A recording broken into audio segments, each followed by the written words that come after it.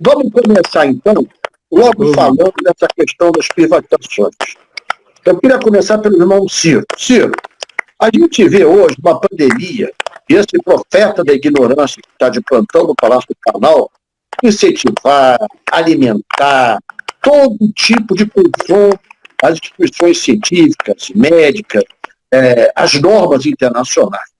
Mas, ao mesmo tempo, em que a gente vê ele puxar os assuntos sempre para uma dessas loucuras que ele faz por dia, naquele auditório que ele montou em frente ao Palácio, eles estão tocando esse processo criminoso de privatizações contra o Estado brasileiro, contra a sociedade brasileira. Qual a tua visão geral, amigo e irmão, sobre o que se passa no momento no Brasil, no governo e com as privatizações? Veja, Lupe, é muito importante que a gente reúna, eu estava dizendo quando caiu a sua presença aí na internet, que você reuniu aqui a melhor cabeça do PDT que representa o nosso corpo como um todo. E, infelizmente, a grande mídia não vai dar centralidade crítica a esse assunto. Então, nós precisamos forçar a mão para que a população brasileira entenda, de fato, o que está acontecendo. E aí são coisas muito graves, gravíssimas, criminosas, algumas delas, que estão na nossa ordem de preocupação. Primeiro, nós não deveríamos ter medo de discutir a privatização como uma espécie de ferramenta que está na prateleira a serviço de um grande projeto nacional que a sociedade brasileira delibere. Então, veja, se nós tivéssemos aí um projeto nacional esclarecedor, que indicasse qual é o caminho de desenvolvimento do país, como é que nós vamos superar 110 milhões de pessoas empurradas para o desemprego, para a informalidade, para viver de bico, com menos de R$400 por cabeça por mês, com todo mundo humilhado aos 70 milhões no SPC, com o empresariado quebrando como nunca aconteceu na história do Brasil, com as contas públicas indo à falência mais grave da história do Brasil, nós não podemos sair disso com palpite, com gestos que podem comprometer saídas estratégicas. Então, em nenhuma hipótese, não existindo o projeto, pode existir uma privatização. Qualquer que seja ela, na minha opinião. Até a minha opinião é a seguinte: amanhã o projeto pode definir, por exemplo, lá pelas tantas, ou a gente privatizava a Embraer com todas as cautelas, ou seja, mantido uma golden share, uma ação que dava à União Federal o poder de veto, ou ela ia fechar. Portanto, aquela ocasião, naquele momento, privatizar não significava internacionalizar, porque foi feito com as cautelas de garantir a pulverização do capital, o controle do direito de veto de decisões estratégicas pela União. O que quer dizer? Então, aí amanhã, você tem a empresa Alcalis do Brasil, lá pelas tantas ia fechar. Foi privatizada. Podíamos discutir qual é o papel do Estado Nacional Brasileiro na produção de insumos para agricultura, para fertilizantes. Faz sentido um país como o nosso, né, importar tudo quanto é de fertilizante de multinacionais, etc, etc. Então, a primeira grande questão é essa. Nós não temos um projeto. E o projeto é que definiria o que claramente não pode ser privatizado. Aí, exemplo prático. No mundo do petróleo, se eu estiver falando demais, você me interrompa. No mundo do petróleo, 84% do petróleo do mundo estão entregues a estatais. E não é país socialista, é a Noruega. Liga o microfone, Lupe. Com a mega do capitalismo que é os Estados Unidos, como é que é o petróleo nos Estados Unidos? Só para mim saber. A diferença lá é que as multinacionais são de controle norte-americano. Então, 20%, ou seja, 20% do petróleo do mundo pertence a um cartel em que os norte-americanos têm basicamente o controle desse cartel. Então, tirar da Exxon, que é britânica, o resto, Chevron, tudo isso é norte-americano. Então, para eles, o capital privado é como aqui o nosso. Não é? Você tem um capital privado nacional brasileiro, é diferente de ser capital estrangeiro. Mas o fato é que no mundo do petróleo, 80% é integrante de companhias estatais. Como eu disse, a Noruega é o exemplo mais prático, porque está vindo comprar, uma estatal da Noruega está vindo comprar campos de pré-sal no Brasil e comprando a preço de banana podre. Comprou, por exemplo, o campo de Carcará por $1,35 o barril, que é mais barato do que uma latinha de Coca-Cola. Só só para os companheiros terem ideia, né, de como está sendo feita essa entrega no Brasil. Então, primeira questão, não pode privatizar se nós não tivermos uma definição clara de qual é o projeto de Brasil que nós queremos oferecer como resposta ao drama do nosso povo atual e do nosso povo futuro.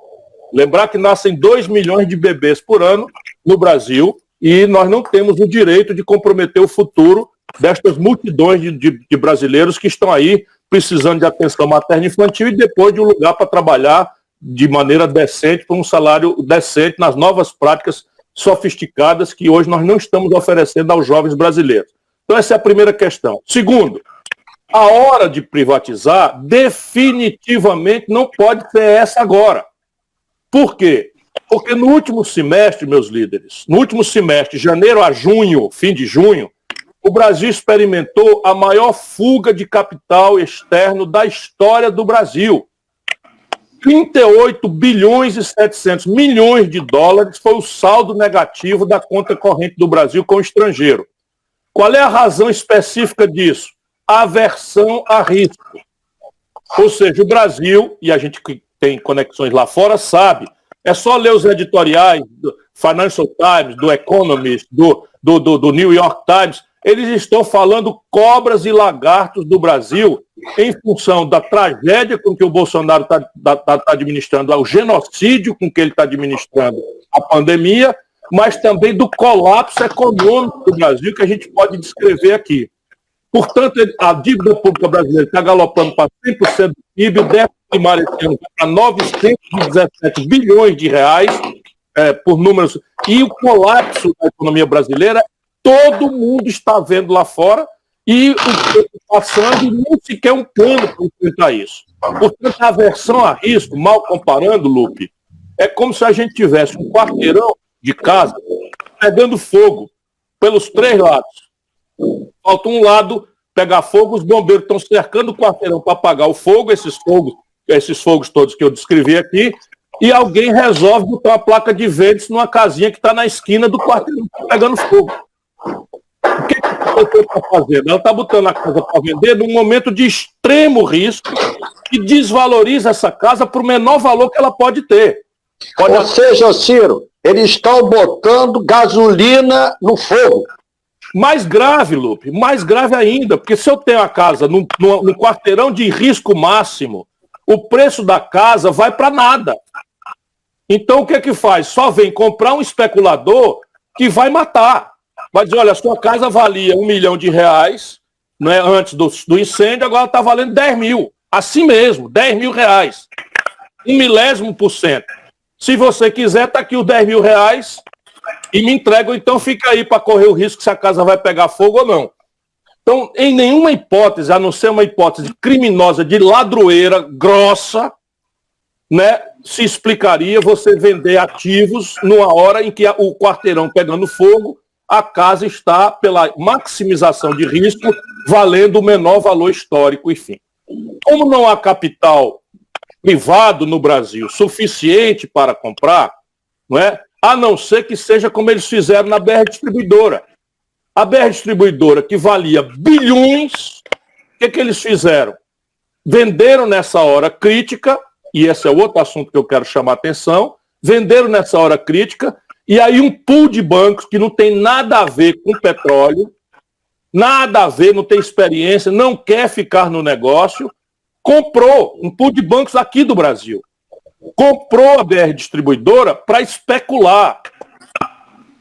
Comprou a preço de nada, para daqui a pouco fazer o enxugamento, etc., etc., e entregar para uma multinacional a distribuição de petróleo, que é o lugar que é mais rentável do grande negócio de petróleo no Brasil. Né? Então, a segunda razão primeira razão, a falta de um projeto, o Brasil não deveria privatizar nada, porque a privatização pode comprometer caminhos estratégicos inevitáveis do futuro. O petróleo é o mais grave dos exemplos. Segundo, esse momento é o pior momento do valor dos ativos, portanto, até o pretexto de corrigir buraco na conta pública já seria um erro grave, porque é como se você gaste mais do que ganha, e num primeiro mês vende o fogão para tapar o buraco, no segundo mês vende a geladeira, no terceiro mês vende a cama, e tem a ilusão de que equilibrou a conta, ou seja, vender patrimônio para pagar desequilíbrio corrente. Isso não tem nenhum cabimento, é o terceiro argumento. Depois você tem, Lupe, a fraude pura e simples. O que é a fraude pura e simples? Eles estão fraudando o Supremo Tribunal Federal, e eu acho que isso é caso de uma ação, né, dessas que o PDT tem feito e protegido a nação brasileira, que basicamente é o seguinte: o Supremo Tribunal Federal, numa decisão que já é em si muito estranha, diz que a privatização das grandes corporações, tipo Petrobras, Eletrobras, só pode ser feita com a consulta ao Congresso Nacional Brasileiro, ou seja, com a autorização do Congresso Brasileiro, menos, e isso é o exótico da decisão do Supremo, as subsidiárias dessas corporações. E o que é uma subsidiária? É um pedaço da empresa que o conselho de administração dessas empresas, que já foi privatizado desde o Fernando Henrique, o Lula manteve privatizado esses conselhos de administração. Eu sei bem o que eu estou falando. A Petrobras, por exemplo, o conselho de administração é controlado pela iniciativa privada. E aí o que eles estão fazendo? A Petrobras, o conselho de administração se reúne e declara que todos os gasodutos e oleodutos não são mais da Petrobras, são uma subsidiária. E aí pode vender. E já fizeram isso. Só para vocês terem ideia de como a molecagem está campeando e a corrupção é grossa, não há outra explicação, eles venderam os oleodutos e gasodutos por um valor e no mesmo dia dos empresários compraram, pegaram um contrato da Petrobras garantindo, eles chamam take or pay, ou seja, usou ou não usou o aluguel com o valor do contrato que eles pagaram, o aluguel de 3 anos. Vou repetir. Eles pegaram os gasodutos tudinho por 3 bilhões, vamos dar aqui só uma comparação, e a Petrobras, no dia que assinou o contrato e vendeu, deu para eles um contrato de aluguel do próprio gasoduto que eles venderam de 3 bilhões de reais em 3 anos. Ou seja, com o dinheiro da Petrobras pagando o aluguel por 3 anos, eles vão ficar com o bicho de graça, um negócio absolutamente uma mamata, sem nenhum tipo de explicação que não seja ladroeira da grossa, que fica esses panacas aí desses generais do Palácio, falando em moralidade, indecência, está tudo ou levando ou sendo responsável por omissão por esses crimes de lesa pátria no Brasil. Fizeram, então querendo fazer agora com as refinarias. As refinarias, por exemplo, estão enferrujando, se depreciando, porque já faz 1 ano que elas estão operando com 1/3 de capacidade parada, e o Brasil está importando 300 mil barris de gasolina, óleo diesel, querosene de aviação, que inclusive está chegando misturado, dando problema para os aviões aí no Brasil, porque a gente produzia querosene de aviação, eles pararam de produzir aqui no Brasil e estão importando. Tudo negociata, importando em dólar gás de cozinha, que chega em dólar na periferia das cidades do Brasil. Deixa eu pegar teus exemplos, Ciro, só por gentileza, para ir somando aqui. O Ciro fez uma fotografia geral, uma fotografia para a gente entender os negócios que representam essas privatizações. Quem pode comprar?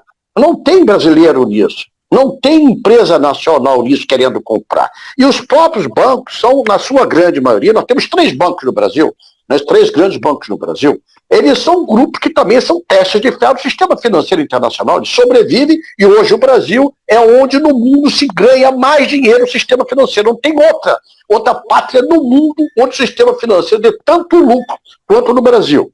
Mas eu quero pegar esse gancho para perguntar ao André, depois a gente volta a bater bola contigo, Ciro.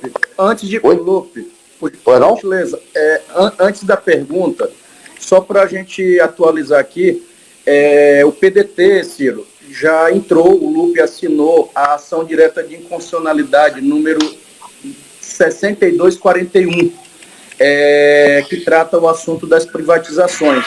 Ele é todo o plano nacional que trata a desestatização. Então, eu vou te mandar o resumo, vamos publicar nas páginas, mas o PDT já tomou essa providência e já está protocolado junto ao Supremo Tribunal Federal. Supremo Tribunal. É isso mesmo. A relatora é a ministra Carmen Lúcia. Carmen Lúcia. Dessa ADI. É uma pessoa muito séria e honrada. É verdade. Que a gente protocolarmente procure.